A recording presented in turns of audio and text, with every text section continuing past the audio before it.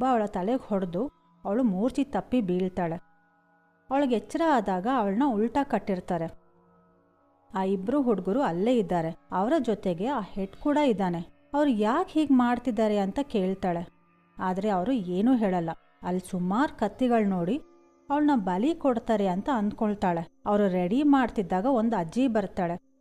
ಅವಳಾದರೂ ಇವಳನ್ನ ಕಾಪಾಡಬಹುದು ಅಂತ ಅಂದ್ಕೊಳ್ತಾಳೆ.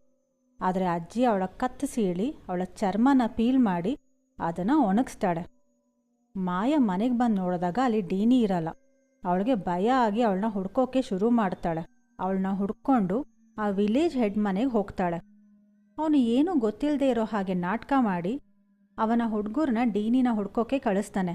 ಮಾಯ ರಾತ್ರಿವರೆಗೂ ವೆಯ್ಟ್ ಮಾಡಿ ಏನು ಇನ್ಫಾರ್ಮೇಷನ್ ಸಿಗದೇ ಇದ್ದ ಮೇಲೆ ಆ ವಿಲೇಜ್ ಹೆಡ್ ಮನೆಗೆ ಹೋಗ್ತಾಳೆ. ಎಲ್ಲರೂ ಖುಷಿಯಾಗಿ ಎಂಜಾಯ್ ಮಾಡ್ತಿರ್ತಾರೆ. ಡೀನಿನ ಕರ್ಕೊಂಡು ಹೋಗಿದ್ದ ಇಬ್ಬರು ಹುಡುಗರನ್ನ